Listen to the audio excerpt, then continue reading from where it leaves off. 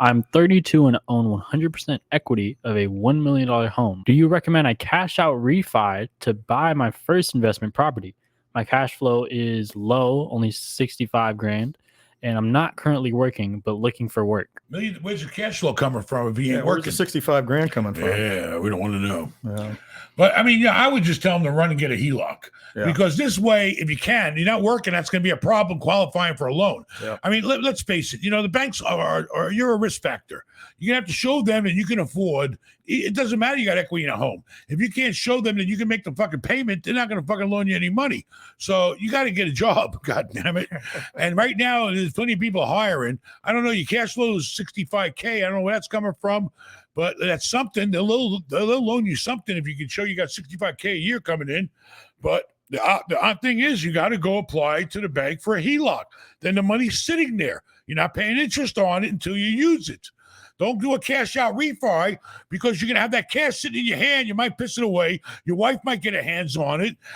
You might make a bad investment. You're going to be too eager to spend it. Get a HELOC. You don't pay for the money until you use it. And you don't use it until you know it's going to be worth using it. Yeah, you come home with a Ferrari one day. You never know. He did. I mean, but get a fucking job. I mean, I'm sorry. Get a job, get work. Do something to show the bank that they can trust you to make that payment every month if they give you a nice handful of cash. Well, yeah. First of all, you got to look at you've got $1 million home. You're 100% free. You're a millionaire. Right, you're a millionaire. I mean, right off the bat, though, I mean, your property taxes have got to be $10,000-$12,000. Your insurance has got to be $5,000 or $6,000. Upkeep in the house. So you're cutting back every time you say you got 65,000. We've already spent 4,000 a month on that just in upkeep and operation of the property. So you've got to have some inherited the house and it had a low value or something. It's probably worth that today. If he sold it, but hopefully he's not into it for that much as far as the tax basis. Right. But you're a millionaire. Now you got to show the bank that you're worthy of them loaning you money. All right. You're halfway there. You're more than halfway there. You got a bunch of fucking equity in the house. Now you got to show that you have the ability to pay if you borrow against it.